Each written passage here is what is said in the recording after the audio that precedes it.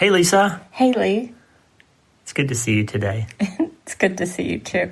Will you help me with something? Of course. I can't remember what day it is. It's Frontal Lobe Friday. Good morning, my friend. I hope you're doing well. I'm Dr. Lee Warren, and I am excited to be with you today because it's Frontal Lobe Friday. We just heard Lisa say it. It's Frontal Lobe Friday, and I'm so grateful that we got through another week, the first week of 2024, and I'm going to give you some big news today. I'm going to give you some exciting information from neuroscience and a little bit of information from Scripture in just in a few minutes, because this is one of those tip of the iceberg things. I've been researching and studying and learning and trying to bring something to you from brain science and Scripture and faith every day so we can smash them together to help us change our minds and change our lives, because that's how we become healthier and feel better and become happier. And we're going to do all that today, as I'm going to give you just this tip of the iceberg of something we're going to be diving headfirst into in season 10 as we go deeper and deeper and deeper into connecting our spirits with our bodies and our minds and the way that our brains work to make our lives work better. Because that, my friend, is how you're going to be able to answer the one question I have for you. Hey, are you ready to change your life? If the answer is yes, there's only one rule. You have to change your mind first. And my friend, there's a place where the neuroscience of how your mind works smashes together with faith and everything starts to make sense. Are you ready to change your life? Well, this is the place, Self-Brain Surgery School. I'm Dr. Lee Warren, and this is where we go deep into how we're wired, take control of our thinking, and find real hope. This is where we learn to become healthier, feel better, and be happier. This is where we leave the past behind and transform our minds. This is where we start today. Are you ready?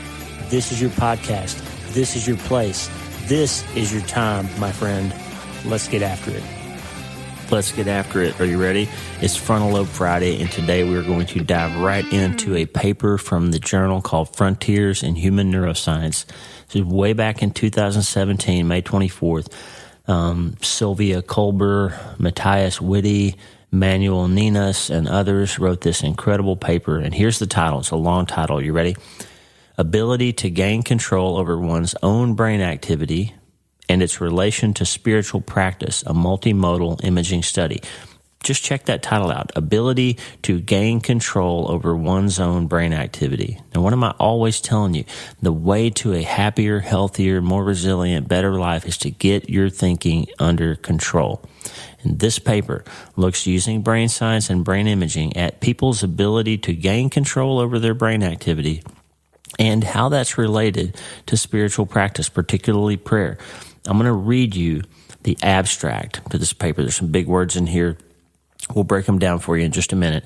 And I'm going to give you just one thought from Jeffrey Schwartz, one thought from Lee Warren, a couple of scriptures, and a little bit of information from this paper. We're going to just drop that on you on Frontal Lobe Friday as a little teaser to some of the things we're going to get into in Season 10. Season 10, we are going to geek out on the brain science, because I think I can show you not just how God did a lot of things in neuroscience, and not just how God did a lot of things in your brain, but maybe why. If we can get the why, we'll start really coming alive, because we'll see our Creator in a whole new light. Okay? And it's going to be amazing. Here's the abstract to this incredible paper. I'm going to drop some big words on you. We'll break them down in a minute. Spiritual practice, such as prayer or meditation, is associated with focusing attention on internal states and self-awareness processes. As these cognitive control mechanisms presumably are also important for neurofeedback, we investigated whether people who pray frequently show a higher ability of self-control over their own brain activity compared to a group of individuals who rarely pray. All participants underwent structural magnetic resonance imaging and one session of sensory motor rhythm neurofeedback training. Individuals who reported a high frequency of prayer showed improved neurofeedback performance compared to individuals who reported a low frequency of prayer. The individual's ability to control one's own brain activity was related to volumetric aspects of the brain. In the low frequency of prayer group, gray matter volumes in the right insula and inferior frontal gyrus were positively associated with neurofeedback performance, supporting prior findings that more general self-control networks are involved in successful neurofeedback learning. In contrast, participants who prayed regularly showed a negative association between gray matter volume in the left medial orbitofrontal cortex, Brodmann's area 10, and neurofeedback performance. Due to their regular spiritual practice, they might have been more skillful in gating incoming information provided by the neurofeedback system and avoiding task-irrelevant thoughts. Now, that's a big paragraph. Let me break it down for you. People who pray frequently, let me rephrase that. People who don't pray frequently, they call them LF, or low frequency of prayer. They have an inverse relationship with brain activity in certain areas. So the individual ability to control one's brain activity is related to how much volume you have in certain areas of the brain. Here's this low frequency group. In the low frequency LF prayer group, gray matter volumes, that's how much structural volume you have in your brain. In the right insula, we did a whole episode about the insula recently and its relationship to emotion and all that. And the inferior frontal gyrus were positively associated with neurofeedback performance. What does that mean? The more brain you have in that area, the better you're able to perform in neurofeedback. So people who don't pray very much, they found when they imaged them, have more brain volume in the right insula and inferior frontal gyrus than people who pray a lot. They have more brain volume. And they theorize, these researchers, that that's the mechanism of how these people are able to perform better on neurofeedback performance with training, okay? Now, the people who do pray a lot, interestingly, had a negative correlation between gray matter volume in the left medial orbitofrontal cortex and their neurofeedback performance. In other words, the people who pray a lot have smaller left orbitofrontal cortex volumes, and they perform better with neurofeedback than people who don't pray. Now, why is this interesting? The orbitofrontal cortex is the area that's highly involved in anxiety and obsessive-compulsive disorder. Jeffrey Schwartz, in his incredible book, The Mind and the Brain, talks about how in 1992, a researcher named Lou Baxter at UCLA called the circuit that contains the orbital frontal cortex and its connections to the basal ganglia the worry circuit. They now commonly call it the OCD circuit. When this circuit is working properly, here's what it does. It results in a fine-tuned mechanism that can precisely modulate the orbital frontal cortex and the anterior cingulate gyrus. We've talked about the cingulate a lot. That's the gear shift that can keep you stuck in grief or worry or fear or shame or anything you're stuck in. The cingulate gyrus can be involved in that if it's not working properly. They can fine-tune the circuit between the orbital frontal cortex and the anterior cingulate gyrus by adjusting the degree to which the thalamus drives these areas. When that modulation is faulty, as it is when OCD acts up, the error detector centered in the orbital frontal cortex and anterior cingulate can be overactivated and thus locked into a pattern of repetitive firing. This triggers an overpowering feeling that something is wrong, accompanied by compulsive attempts to somehow make it right. Listen, here's what he's saying. People with obsessive-compulsive disorder have an extreme problem with the connection of their orbital frontal gyrus to the thalamus and other areas, okay?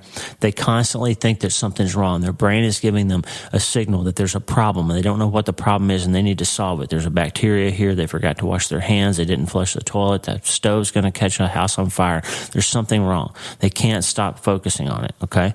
So obviously on a less extreme version, when people that don't actually have obsessive-compulsive disorder, if you've got a problem with anxiety and compulsive thoughts, or you just can't turn your brain off at night, the orbital frontal cortex is involved in that, okay? Now, what these researchers, I just read you the paper, the researchers have shown that people who don't pray very often have a higher volume in their right orbital frontal area, their right subfrontal, their insula and inferior frontal gyrus, and they can actually train themselves with neurofeedback. These are normal people that don't have obsessive-compulsive disorder, okay? They can train themselves, they can be taught to use neurofeedback to improve their thinking and perform better with a little bit of training. Okay? So, in other words, God gave everybody the circuitry to be able to learn better ways to use our minds. Just like we talked about yesterday on Theology Thursday. God gives seed to the sower and bread to the eater. He makes the sun shine on the wicked and the just. He makes the rain fall on the good and the evil. God gives everybody what they need to seek Him, as Paul said in Acts 17, and perhaps find Him. God's given people the basic neural circuitry to be able to perform better, even if they're not calling on His name, even if they're not praying, even if they're not seeking Him, even if they're not looking out for Him. Why? Because maybe if they get their thinking in better control, they'll be able to hear His voice a little bit more clearly. Maybe that's how those people find their way to Him. And once you become a praying person, or if you're blessed like I was to be raised in a home of praying people, then guess what? Your orbital frontal cortex has a lower volume. You start out with a quieter mind. You have a better ability to focus and listen and connect and not get into those freaked out states where you can't turn your brain off. So this is a tip of the iceberg thing. Obviously, it's a very little bit of information. But we know from studying people who are stuck in an obsessive compulsive disorder that they've got a problem with their orbital frontal gyrus. And we know that praying reduces the volume and activity of that area of the brain. It calms it down. The people who pray have better structural connections in their brain, and they're able to perform better because of that. Now, Andrew Newberg, who's not a Christian, but he's interested in spiritual practices, he's done a lot of the groundbreaking research on brain imaging. He found that people who pray and meditate, even as little as a few minutes a day, increase the volume of their hippocampus. And what does the hippocampus do? We talked about it yesterday. Hippocampus is the center that decides whether something needs to be managed by the frontal lobe and get back in your control, and you need to think about it and decide how to respond to it calmly and then have a better approach to it, or it short circuits and goes down to amygdala and limbic system and freaks you out and puts you into fight, flight, freeze. The hippocampus gets bigger, more robust, more agile, and more resilient when you pray. I can't think of a better thing to talk about on Frontal Lobe Friday than this. Learning how to be in constant communication, to keep your Wi-Fi network turned on, to connect it to your spirit. That's how you get to this place. Rejoice always. Pray without ceasing. Give thanks in everything. Don't quench the spirit. That's how you keep your brain turned on, my friend. And now we've got neuroimaging to show that the involvement of Brodmann's area 10, orbital frontal cortex, in the low frequency of prayer group, they've got more volume on the right side. They got a bigger structural area over there, and they can train it, and they can learn how to calm their minds down. They can access that 10% happier. They can access that significantly happier by just training their brains. God gave them seed for the sower and bread for the eater. He gave people a way to calm their minds and put themselves in a position where they can start learning how to put some space in between stimulus and response. He did that because He's a loving Father. He cares about everyone. He gave us all the basic neural circuitry to have a better life. But He did it, Acts 17 says clearly, so that they would seek Him and perhaps find Him. But when you actually try to get to the infinite level, when you connect your frontal lobe and your orbital frontal gyrus and your thalamus and your hypothalamus and your amygdala and your hippocampus, when you connect all that to its creator and plug it into the network, guess what happens? The parts that hurt you get smaller, and the parts that help you get bigger. Your orbital frontal cortex calms down. Your hippocampus gets bigger and more resilient and more robust. The synaptic connections between your hippocampus and your frontal lobes get stronger. What you're doing, you're getting better at. You're learning how to pray without ceasing. And friend, you're going to start turning that volume knob down on all that beta activity that's keeping you so frustrated and fired up. And you're going to start hearing a voice that says, hey, turn this way and not that way. Hey, maybe you should pray about that. Hey, maybe you should forgive her. Hey, maybe you should stop looking at that website. Maybe you'll start hearing that voice a little more clearly. And this is the tip of the iceberg, okay? There's so much more. There's so much more. We're understanding the how. Neuroimaging is giving us the how much more clearly. We're starting to understand that our brain is not a Newtonian physics thing. It's not just about watching the apple fall out of the tree. Our brain is a quantum creation, a quantum computer of immense power. And we're just now starting to understand the beginnings of how it all works. And it's starting to point to the idea that there's an unbelievable design here. the physicists and the evolutionary biologists and the cosmologists are all starting to have to shake their heads and acknowledge that there is way more to this story than they thought. See, that Darwin and all those naturalists, they all thought that eventually they would be able to say, okay, here it is. Here's the entire package of how humans came to be, and here's exactly what happens, because it's very simple. We just came out of the sludge, and we evolved over time with slow incremental change and survival of the fittest, and evolutionary advantages were passed on, and that's how it happened. Well, guess what? In the 20th century, Niels Bohr and Erwin Schrödinger and Werner Heisenberg and Albert Einstein and all those guys came along and said, wait a minute, not so fast. Quantum physics is something spooky, and we're learning time isn't as fixed as we thought, and things don't happen unless they're observed, and the more you observe a phenomenon, the more likely it is to occur, and electrons can be entangled with one another across vast distances, and they can communicate, and things can change faster than the speed of light. And friend, the whole story is much more complex than we thought. And that's why this is just a tip of the iceberg. Here on Frontal Lobe Friday, we're learning that if you pray, your brain gets healthier. If you pray, if you communicate with your spirit, if you keep your Wi-Fi network turned on, get yourself out of airplane mode and stop thinking that you have to do it all on your own. And my friend, you're going to come alive. And as we wrap up this season of the podcast in the next few days, I'm just beside myself with excitement about where we're going to go. You're going to become a master self-brain surgeon, and I'm going to teach you the tools to change your mind and change your life. I'm going to help you become healthier and feel better and be happier. But self-help is not something you do by yourself. Philippians 2:13 says, God works in you to will and to act according to his good pleasure. He's doing it. The only part of self-brain surgery that you do yourself is to admit to yourself that you can't fix yourself. And that's why it's so exciting, because we have a great physician. He's going to help us change our minds. And he's going to help us change our lives as long as we're willing to start today.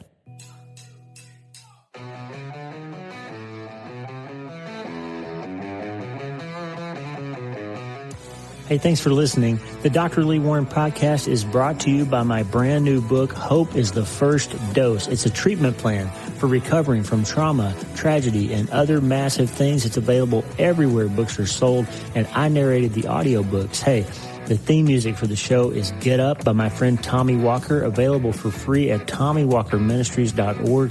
They are supplying worship resources for worshipers all over the world to worship the Most High God. And if you're interested in learning more, check out TommyWalkerMinistries.org. If you need prayer, go to the prayer wall at wleewarrenmd.com/prayer, wleewarrenmd.com/prayer, and go to my website and sign up for the newsletter, Self-Brain Surgery, every Sunday since 2014, helping people in all 50 states and 60-plus countries around the world. I'm Dr. Lee Warren, and I'll talk to you soon. Remember, friend, you can't change your life until you change your mind. And the good news is you can start today.